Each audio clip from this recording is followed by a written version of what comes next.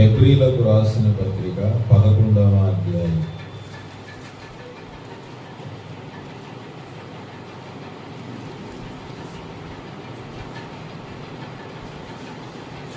మొదటి వచనాన్ని మనం చదువుకుందాం.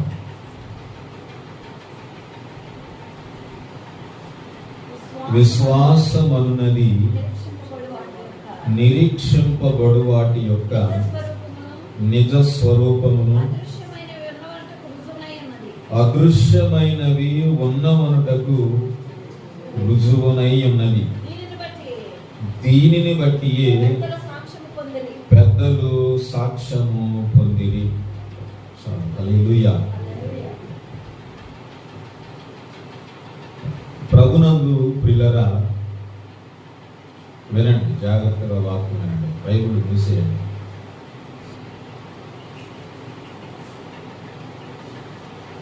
హెబ్రీ పత్రిక 12వ అధ్యాయం 11వ అధ్యాయం విశ్వాస వీరుల పత్రిక. గుర్తుపెట్టుకోండి, ఈ అధ్యాయం అంతా కూడా విశ్వాస వీరులను గురించే తెలియజేస్తూ ఉన్నది. ఇక్కడ ఉన్నటువంటి భక్తులందరూ కూడా వారు చేసినటువంటి క్రియలను బట్టి, వారు జీవించినటువంటి భక్తి జీవితాన్ని బట్టి, వారు నడిచినటువంటి దేవునికి ఇష్టమైనటువంటి నడవడికను బట్టి విశ్వాస వీరులుగా ఎంచబడ్డారు. కనుక ఈ అధ్యాయంలో ఉన్నటువంటి విశ్వాసపు వీరులను గురించి మనము ధ్యానించవలసినటువంటి అవసరత చాలా ఉంది. ధ్యానం చేద్దాం. ఒక్కొక్క వారం ఒక్కొక్క విశ్వాసపు వీరుల గురించి మనం ధ్యానం చేయడానికి ప్రయాసపడదాం. అయితే వీళ్ళందరూ కూడా ఒక్కొక్కరు ఒక్కొక్క మైలురాయి. ఈ మైలురాళ్ళన్నీ కూడా మనం దాటుకుంటూ వెళ్ళాలి. అప్పుడే దేవుని బిడ్డలు చేరవలసినటువంటి గమ్యస్థానానికి చేరగలుగుతారు. మొదటి మైలురాయి దగ్గరకు మనం వద్దాం. మొదటి విశ్వాసపు వీరుని గురించి మనం జ్ఞాపకం చేసుకుందాం. అక్కడే 11వ అధ్యాయంలో 4వ వచనాన్ని మనం చదువుకున్నప్పుడు, విశ్వాసమును బట్టి హేబేలు కయ్యూను కంటే శ్రేష్టమైన బలి దేవునికి అర్పించెను. హేబేలు దేవుని వాక్యములో మొదటి విశ్వాసపు వీరుడు ఎవరంటే హేబేలు. గుర్తుపెట్టుకోండి, ఎవరంట? హేబేలు. దేనిని బట్టి ఈయన విశ్వాస వీరుడయ్యాడు? ఏమి చేసి విశ్వాస వీరుడయ్యాడు అని మనము దేవుని వాక్యాన్ని చూసినప్పుడు, ఇక్కడ మనం చదువుకున్న వాక్య భాగంలో విశ్వాసమును బట్టి హేబేలు కయ్యూను కంటే శ్రేష్టమైనటువంటి బలిని అర్పించాడు. హేబేలు దేవునికి శ్రేష్టమైనటువంటి బలి అర్పించడానికి అసలు దేవుడు ఉన్నాడు అని ఈయనకి ఎవరు చెప్పారు? ఎందుకు ఈ మాట అంటున్నానంటే, హేబేలు పుట్టి పెద్దవాడయ్యే నాటికి వారి తల్లిదండ్రులు ఇద్దరు కూడా ఏదేను బయట ఉన్నారు. ఎక్కడ ఉన్నారమ్మా? ఏదేను బయట, ఏదేను బయటకు వచ్చిన తర్వాతే కయ్యూను పుట్టాడు, హేబేలు పుట్టాడు. ఏదేను వెలపల ఉన్న వారికి ప్రభు తెలియదు అప్పటికి. కానీ హేబేలు దేవునికి శ్రేష్టమైనటువంటి బలి అర్పించాలంటే అసలు దేవుడు ఉన్నాడు అని ఎలా రుజువు చేసుకోగలిగాడు అని అంటే ఒకటే కారణం, వారి తల్లిదండ్రులు దేవుని గురించి హేబేలుకి తన బిడ్డలకు చెప్పారు. దేవుని గురించి, దేవుని గొప్పతనాన్ని గురించి, దేవుడు చేసిన కార్యాలను గురించి ఆదాము అవ్వలిద్దరు కూడా తన బిడ్డలకు చెప్పుకున్నారు. ఈనాడు ఎంతమంది దేవుని గురించి బిడ్డలకు చెప్తున్నారండి? మీరు కలిగి ఉన్నటువంటి దేవుని గురించి, మీరు ఆరాధిస్తున్నటువంటి దేవుని గురించి, మీకు సహాయం చేస్తున్నటువంటి దేవుని గురించి, మిమ్మల్ని బలపరుస్తున్నటువంటి దేవుని గురించి మీ బిడ్డలకు ఎంతమంది చెప్పగలుగుతున్నారు? కనుక ఇక్కడ తల్లిదండ్రులైనటువంటి వారు హేబేలుకు చెప్పారు, దేవుడు ఉన్నాడు అని దేవుని గురించి చెప్పాడు. ఎందుకంటే కయ్యూను హేబేలు ఎప్పుడు దేవుని చూడలేదు. హేబేలు ఎప్పుడు దేవుని చూడలేదు. కానీ దేవుడు ఉన్నాడు అని తల్లిదండ్రుల మాటను బట్టి ఎలా రుజువు చేసుకున్నాడు హేబేలు? రుజువు కావాలి. రుజువు లేని దేని కూడా నమ్మరు.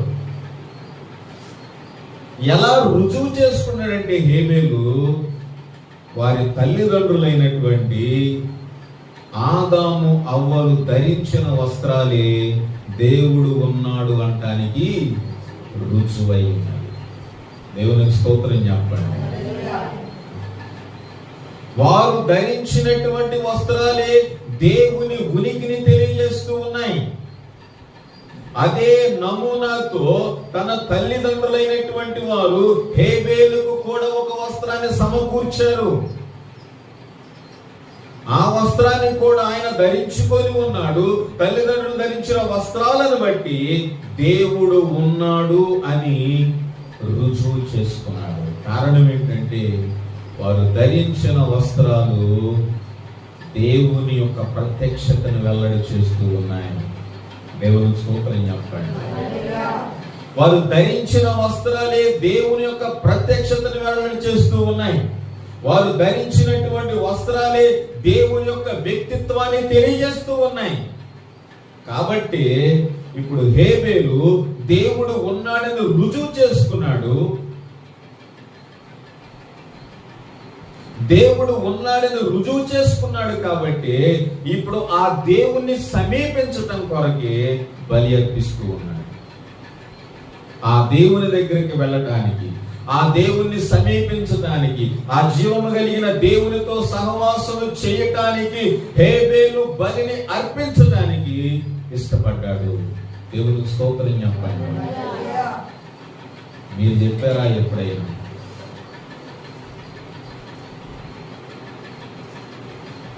దేవుడు మీతో ఉన్నాడు, దేవుడు మీ పట్ల కార్యాలు జరిగిస్తున్నాడు అనేటువంటి ఉనికిని తెలియచేయాలి అంటే దేవుడు మీకు జరిగించినటువంటి కార్యాలే సాక్ష్యము. దేవుడు మీ జీవితాలలో చేసినటువంటి ప్రతి కార్యము దేవుడు అంటానికి రుజువైన సాక్ష్యాలు. చెప్పారా ఎప్పుడైనా? అయ్యా నాకు ప్రభు ఇదిగో నా పట్ల ఈ అపాయం సంభవించినప్పుడు, ఈ అపాయములో నేను క్షేమంగా కాపాడబడ్డానంటే, నేను ఈనాడు సజీవముగా ఉన్నానంటే అది ఎవరి దయంటే ప్రభువా, ఎవరి దయంటే నాయనా ప్రభువు దయ మాత్రమే అని చెప్పాలి. చెప్పకపోతే మీ తర్వాత మీ తరం పిల్లలకి దేవుడంటే ఎవరో చేశారు. అందుకని హేబేలు శ్రేష్టమైనటువంటి బలిని అర్పించడానికి ఇష్టపడ్డాడు. అయితే హేబేలు జీవితంలో 3 విషయాలు మనం పర్టికులర్ గా చూడొచ్చు. ఏంటయ్యా అవంటే చూద్దాం. దేవుని వాక్యం ఆదికాండం 4వ అధ్యాయం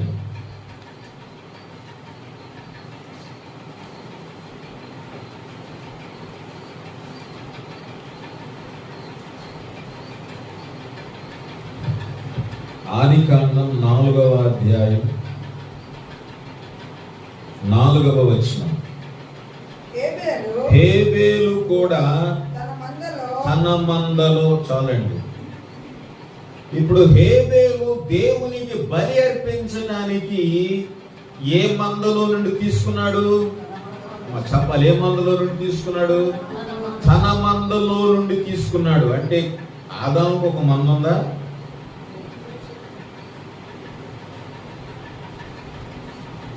తన మంద అన్నాడంటే ఆదాముకు ఒక మంద ఉంది, వాళ్ళ అన్నైనటువంటి కయ్యూనుకు ఒక మంద ఉంది, కయ్యూను వ్యవసాయం చేసిన కయ్యూనుకు కూడా ఒక మంద ఉంది.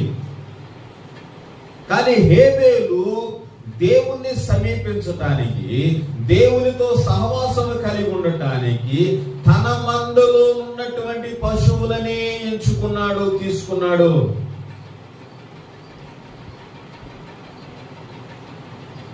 ఈ మాట ఏం తెలియజేస్తుందంటే పిల్లరా, దేవునికి ఇవ్వటానికి, దేవునికి బలి ఇవ్వటానికి తన మందలోనిదే తీసుకున్నాడు. తన మందలోనిది తీసుకోవటానికి హేబేలుకి ఏ స్వార్థము అడ్డము రాలేదు. ఏ స్వార్థం కూడా అడ్డం రాలేదు.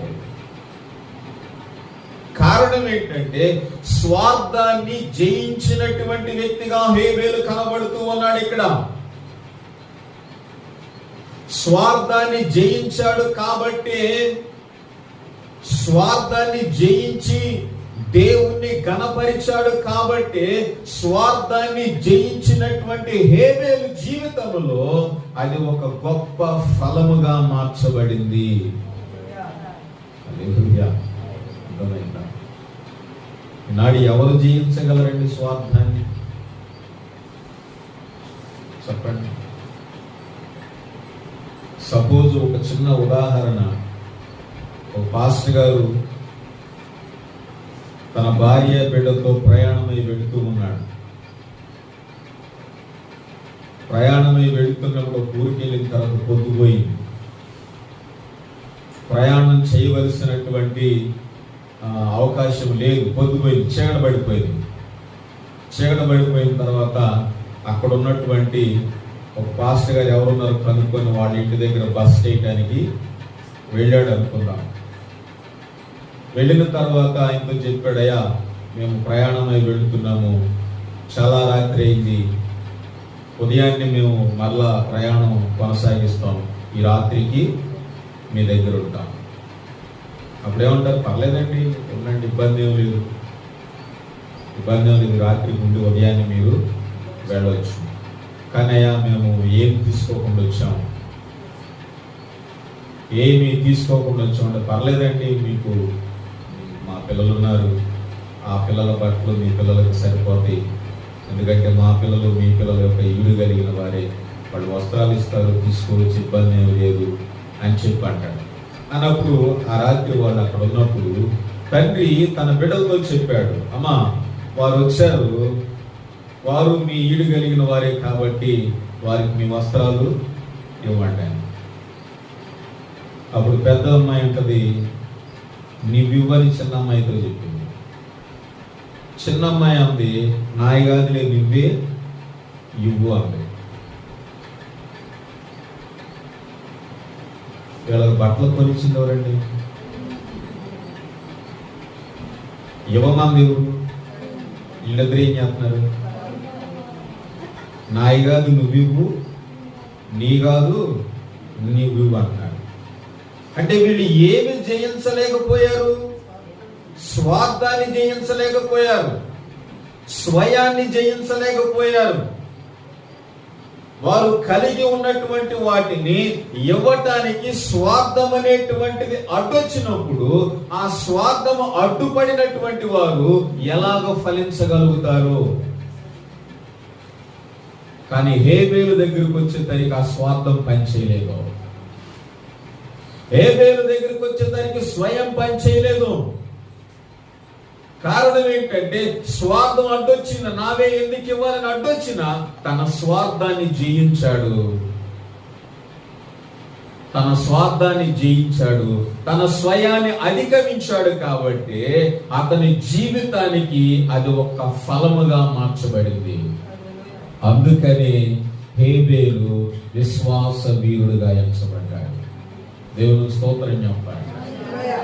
హేబేలు విశ్వాస వీరుడుగా ఎంచబడటానికి, విశ్వాస వీరుల జాబితాలో మొదటి వ్యక్తిగా హేబేలు ఉండటానికి గల కారణం ఏంటంటే తన స్వార్థాన్ని జయించాడు.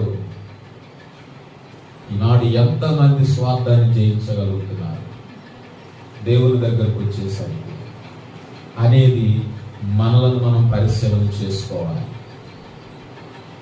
ఎందుకంటే పిల్లరా, మన కొరకు ప్రాణం పెట్టడానికి ప్రభు, మన కొరకు సిలువలో వేలాడటానికి ప్రభు తన స్వార్థాన్ని మాత్రము చూసుకోలేదు, స్వార్థాన్ని జయించాడు, స్వయాన్ని జయించాడు, మన కొరకు ప్రాణం పెట్టి మనలను రక్షించాడు. కాబట్టి మనము దేవుని సన్నిధిలో ఆరాధించే మనము అదే స్వార్థం దగ్గర ఉంటే నువ్వు ఎలా ఫలించగలుగుతావు? నువ్వు ఎలా ఫలించగలుగుతావు? ఆయన శరీరాన్ని నువ్వు తీసుకోబోతున్నావు, ఆయన రక్తాన్ని నువ్వు తీసుకోబోతున్నావు. ఆయన శరీర రక్తాలను తీసుకోబోయే ముందు ఒక్కసారి నిన్ను నువ్వు పరిశీలన చేసుకున్నప్పుడు నువ్వేంటి అనేది దేవుడు నీకు తెలియజేస్తాడు.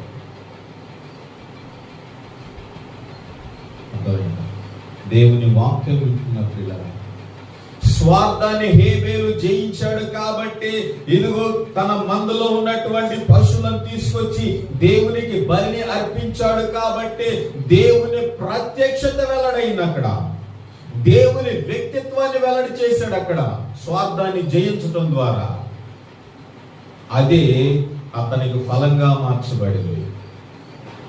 ఏం జయించాడు హేబేలు? మీరు జయించారా? జయిస్తారా?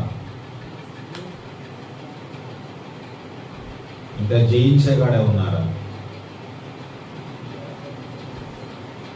ఇంకెప్పుడు మీరు విశ్వాస వీరులుగా మార్చబడతారు?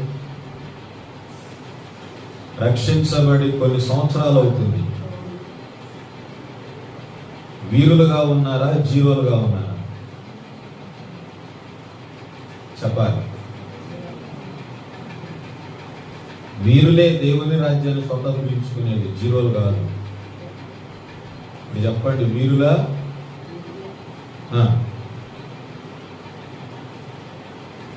ఆలోచించండి. దేవుని వాక్యం. మొదటిది, హేబేలు తన స్వార్థాన్ని జయించాడు.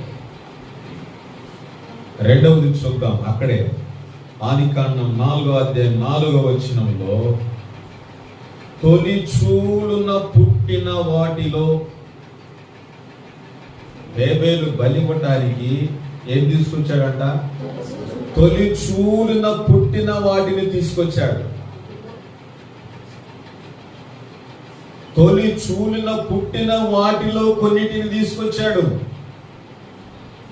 ఎందుకు తొలి చూలు పుట్టిన వాటిని తీసుకొచ్చాడు? చెప్పండి. తొలి చూలు అన్ని కూడా ఎవరివి? దేవునివి. అది దేవుని ఆజ్ఞ.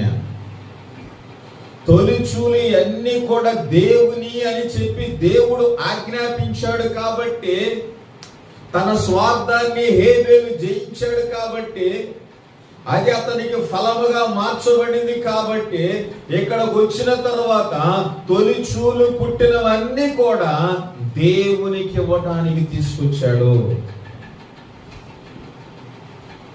ఇప్పుడు ఆయనలో ఏం లేదు,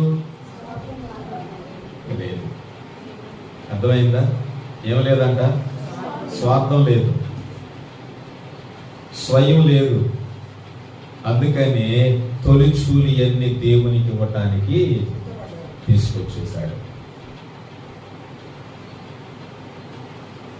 అంటే హేబేలు చేస్తున్నటువంటి పని ఏంటంటే, తన జీవితంలో దేవుడు ఉన్నాడు అని తెలుసుకున్న తర్వాత దేవుని ఉనికిని చాటడం కొరకు మొదటి ప్రాధాన్యత హేబేలు ఎవరికి ఇస్తున్నాడు? చెప్పాలి, ఎవరికి ఇస్తున్నాడు? దేవునికి ఇస్తూ ఉన్నాడు తన జీవితంలో. కారణం ఏంటంటే, మొదటి ప్రాధాన్యత దేవునికి ఇవ్వటానికి ఇప్పుడు అతని జీవితంలో స్వార్థం లేదు. స్వార్థం లేని వ్యక్తిగా హేబేలు ఉన్నాడు కాబట్టి మొదటి ప్రాధాన్యతను దేవునికి ఇస్తూ ఉన్నాడు. నువ్వెవరికి ఇస్తావు మొదటి ప్రాధాన్యత నీ జీవితంలో? చెప్పండి. మొదటి ప్రాధాన్యత నువ్వెవరికి ఇస్తావు? ఎవరికి ఇవ్వాలంటున్నాడు? చెప్పాలి. అర్థమైందా? మొదటి ప్రాధాన్యత ఎవరికి ఇవ్వాలమ్మా? ఆదివారం ఎవరు చెప్తున్నారు? ఏ పని చేయకుండా ఇప్పుడు మాట్లాడు. ఏ పని చేయకుండా ఎవరు చెప్తున్నారు? దేవుడు ఏం చెప్పాడు? ఆదివారం మీరేం చేస్తున్నారు? ఇప్పుడు దేవునికి ప్రాధాన్యత ఇస్తున్నారా, మీకు వీళ్ళు ప్రాధాన్యత పెంచుకుంటున్నారా? అది ప్రభువాడు. హేబేలు విశ్వాస వీరుడిగా ఎంచబడటానికి కారణం ఏంటంటే, అతడు ఫలించినటువంటి వ్యక్తిగా కనబడుతూ ఉన్నాడు. అతడు ఫలించడానికి గల కారణం ఏంటంటే, దేవునికి మొదటి ప్రాధాన్యతనిచ్చాడు హేబేలు. హేబేలు మొదటి ప్రాధాన్యత దేవునికి ఇచ్చాడు కాబట్టి విశ్వాసపు వీరుడుగా ఎంచబడ్డాడు. దేవుని వాక్యం వింటున్న పిల్లరా, మనము కూడా మన జీవితంలో మొదటి ప్రాధాన్యత ఎవరికి ఇవ్వాలి? దేవునికి. దేవుడే మొదటి ప్రాధాన్యత చెప్పాలమ్మా. దేనికి ఇవ్వాలి? దేవునికే మొదటి ప్రాధాన్యత. మొదటి ప్రాధాన్యత నువ్వు దేవునికి ఇచ్చినప్పుడు, మొదటి ప్రాధాన్యతతో నువ్వు దేవుని దగ్గరికి వచ్చినప్పుడు దేవుని ప్రత్యక్షత నీకు దొరుకుతుంది. హల్లెలూయా. దేవుని ప్రత్యక్షత హేబేలు అదే చేశాడు. అందుకే ఫలించగలిగాడు, విశ్వాసపు వీరుడుగా ఎంచబడ్డాడు. మీ జీవితాల్లో ప్రభు చెప్తున్న మాట ఏంటంటే, రక్షించబడిన మీ అందరితో ప్రభు చెప్తున్న మాట ఏంటంటే, మొదటి ప్రాధాన్యత ప్రభుకి ఇవ్వండి, విశ్వాస వీరులుగా ఎంచబడండి. కారణం ఏంటో తెలుసా? ఆయనతో పాటు మీరు సహవాసము కలిగి ఉన్నారు. మీ కొరకు ప్రాణం పెట్టినటువంటి, సిలువలో రక్తము కార్చినటువంటి ప్రభు యొక్క శరీరాన్ని తీసుకుంటున్నారు, ప్రభు యొక్క రక్తాన్ని మీరు తీసుకుంటున్నారు. కాబట్టి దేవునికి మీరు మొదటి ప్రాధాన్యత ఇవ్వకపోతే వీరులవలేదు. అందుకని మీరు మొదటి ప్రాధాన్యత మనం ఎవరికి ఇవ్వాలి? దేవునికి ఇవ్వండి. ప్రప్రదమైనటువంటి ప్రాధాన్యత దేవునికి. కనుక దేవుని వాక్యం ఇచ్చిన పిల్లరా, హేబేలు ఫలించి వీరుడుగా ఎంచబడ్డాడు. ఫలించడానికి స్వార్థాన్ని జయించాడు. స్వార్థాన్ని జయించిన హేబేలు దేవునికి మొదటి ప్రాధాన్యతను ఇచ్చాడు. మూడవ మాట కూడా చూద్దాం. అక్కడ ఆదికాండం 4వ అధ్యాయం 4వ వచనములు అన్నాడు కదా, తొలిచూలను పుట్టిన వాటిలో క్రొవ్విన వాటిని కొన్నిటిని తెచ్చాడు. ఇప్పుడు తొలిచూలున పుట్టిన వాటిల్లో కూడా వేరు చేస్తున్నాడు. ఏం చేస్తున్నాడు? చాలా పుట్టుంటాయి తొలిచూలున. ఆ తొలిచూలున పుట్టిన వాటిల్లో కూడా వేటిని తీసుకొస్తున్నాడు? క్రొవ్విన వాటిని తీసుకున్నాడు. వేరు చేస్తా ఉన్నాడు దేవునికి ఇవ్వటానికి. క్రొవ్విన వాటిని, శ్రేష్టమైనటువంటి వాటిని ఎంచుకుంటున్నాడు. తొలిచూలను పుట్టిని అని చెప్పి అన్ని తీసుకురాలేదు. తొలిచూలు పుట్టినవన్నీ మందలో నుండి వేరు చేశాడు. ఆ తొలిచూలు పుట్టిన వాటిల్లో కూడా క్రొవ్విన వాటిని, శ్రేష్టమైన వాటిని వేరు చేశాడు. వేరు చేసి వాటిని తీసుకెళ్లి దేవునికి బలి అర్పించాడు. కనుక ఇవేం చేస్తా ఉన్నాయంటే, క్రొవ్వినవంటే బలమైన వాటిని తీసుకొచ్చాడు. మొదటి వారే బలవంతులుగా ఉంటారు. మొదటి పుట్టిన వారే, అది మొదటి సంతానం అంతా కూడా ఎలా ఉంటది? బలంగా ఉంటది. ఆఖరి సంతానం ఎవరు 100 ఒకరు ఉంటారు బలంగా.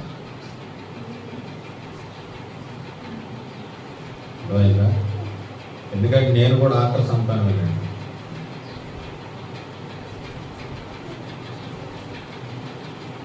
కాబట్టి బలమైన వాటినే, బలహీనమైనవి కూడా తీసుకోలేదు. వాటిల్లో కూడా ఎలాంటి అంట?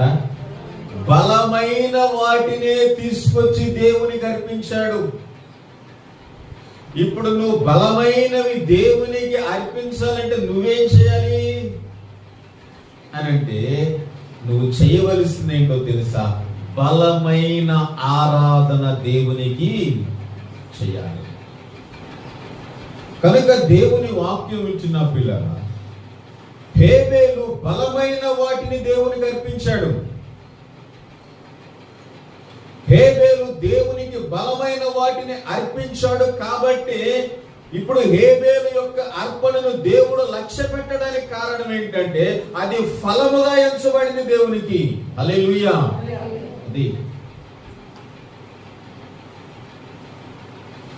అది దైవాత్మ కార్యము కాబట్టి, దైవాత్మ నడిపింపులో హేబేలు ఉన్నాడు కాబట్టి, అదే నడిపింపును బట్టి స్వార్థాన్ని జయించాడు, మొదటి ప్రాధాన్యత ఇచ్చాడు. ఇప్పుడు బలమైన వాటిని దేవునికి ఇస్తా ఉన్నాడు, శ్రేష్టమైనవి ఇస్తూ ఉన్నాడు. అందుకే హేబేలు అర్పణను దేవుడు లక్ష్య పెట్టాడు. అదే రీతిగా నీవు ఆత్మతో, సత్యముతో, బలముగా దేవుణ్ణి ఆరాధించినప్పుడు నీ ఆరాధన దేవుడు లక్ష్య పెడతాడు. నీ ఆరాధన దేవుడు లక్ష్య పెడతాడు. బలమైనవి దేవునికి హేబేలు అర్పించాడు కాబట్టి విశ్వాస వీరుడుగా హేబేలు ఎంచబడ్డాడు. దేవునికి స్తోత్రం చెప్పండి. కనుక బలమైన ఆరాధన మనం చేసినప్పుడు, ఆత్మతో సత్యముతో ఆరాధించి దేవుణ్ణి మనం ఘనపరిచినప్పుడు, మన ఆరాధన దేవుణ్ణి గొప్ప చేసినప్పుడు, దేవుణ్ణి ఘనపరిచినప్పుడు లక్ష్య పెడతాడు.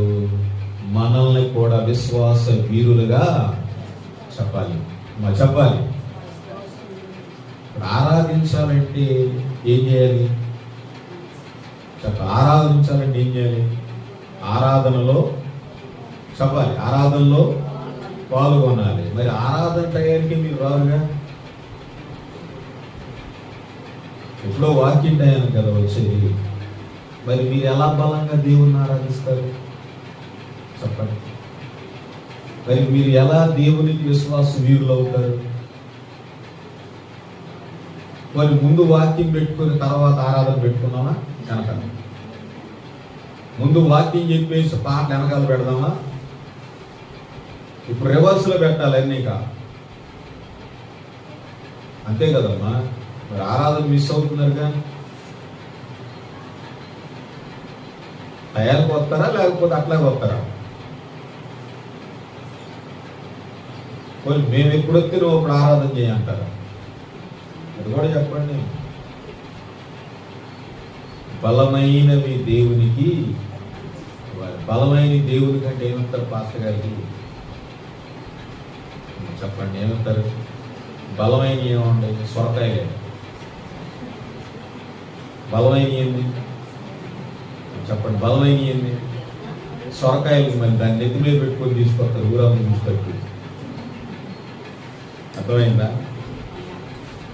నెత్తి మీద పెట్టుకొని తీసుకొచ్చి ఇదిగోండి పాస్టర్ గారు అని చెప్పేస్తారు. ఏందమ్మంటే మొదటిది బలమైంది, పెద్దది. సొరకాయ కంటే పెద్ద ఇంకేమి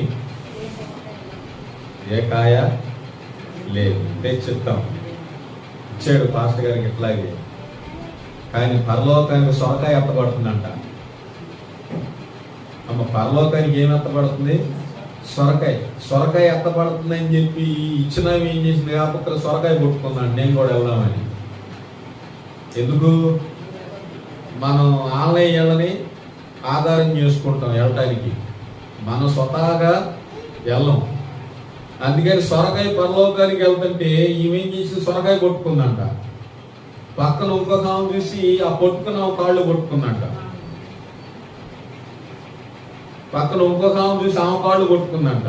ఇక వరుసనే మరియమ్మ, మాత్తమ్మ, ఆయమ్మ, అయ్యమ్మ, కరుణమ్మ అందరూ కలిసి ఇల్లే వాళ్ళని కొట్టుకుంటున్నారంట, నేను కూడా వెళ్దామని. అర్థమైందా? నీకు వెళ్తా ఉంది పెద్ద చెయ్యిలు, సొరకాయ అవుతుంది, సొరకాయ వెనక మనుషులందరూ పైకి వెళ్ళిపోతా ఉన్నారు. పెద్ద చెయ్యిని వెళ్ళిపోతా ఉంది, అందరూ కొట్టుకుంటానే ఉండాలి. వెళ్తుంది వెళ్తుంది వెళ్తుంది వెళ్తుంది, పెద్ద చైన్ వెళ్తుంది. ఎందుకు? పైన మొదట కొట్టుకుందామా, కింద ఎవరెవరు వద్దామని చూసిందంట. ఎవరెవరు వస్తున్నారు నాతో పాటు కానీ కిందకు చూసిందంట. ఎవరు? మొదట సొరకాయ కొట్టుకున్నామా. మొదట సొరకాయ కొట్టుకున్నామా, కిందకు చూస్తే ఈ కింద లైన్లో ఆమె గిట్నా ఉంది. అమ్మా ఏనండి, ఈ లైన్లో ఆమె గిట్టనామా ఉంది. అరే రే, భూమి మీదే నన్ను ఇబ్బంది పెట్టింది, ఇది మళ్ళీ అక్కడికి వస్తుంది నన్ను ఇబ్బంది పెడతానికి, నన్ను నుంచోనీదు కూర్చోనీదు అని చెప్పి 2 చేతులు తీసిందంట. ఏం చేసిందమ్మా? 2 చేతులు వచ్చేసి సరకాయ పైకి వెళ్ళింది. వీళ్ళందరూ ఎవరు బలమైన వాళ్ళు? చిన్నోళ్ళు బలవంతులు అవ్వలా. ఏముంది వీళ్ళ దగ్గర? స్వార్థం ఉండిపోయింది. స్వార్థం ఉండిపోయింది. అర్థమైందా? కనుక దేవుని వాక్యం ఇచ్చినట్లు హేబేలు విశ్వాసపు వీరుడుగా మార్చబడ్డాడు అని అంటే తనలో ఉన్న స్వార్థాన్ని జయించాడు, తనలో ఉన్న స్వయాన్ని జయించాడు. జయించినటువంటి హేబేలు మొదటి ప్రాధాన్యతను దేవునికి ఇచ్చాడు. మొదటి ప్రాధాన్యత దేవునికి ఇచ్చేటువంటి క్రమంలో బలమైనవి, శ్రేష్టమైనటువంటివి దేవునికి అర్పించాడు. అది అతని జీవితానికి ఫలముగా ఎంచబడింది. విశ్వాసపు వీరుడుగా మార్చబడ్డాడు. మీరెప్పుడు విశ్వాసపు వీరులుగా మార్చబడతారు? ఎప్పుడంటే నువ్వు స్వార్థాన్ని జయించినప్పుడు. స్వార్థాన్ని జయించిన నీవు మొదటి ప్రాధాన్యత దేవునికి ఇచ్చినప్పుడు, మొదటి ప్రాధాన్యత దేవునికి ఇచ్చి బలమైనటువంటి ఆత్మతో సత్యముతో దేవుని ఆరాధించినప్పుడు నీకు ఫలముగా ఎంచబడింది. అప్పుడు నువ్వు విశ్వాసపు వీరుడుగా మార్చబడతావు. ప్రార్థన చేసుకుందాం, మోకరించండి. విశ్వాసపు వీరులు కావాలనుకున్న వాళ్ళందరూ మోకరించండి దేవుని సన్నిధిలో.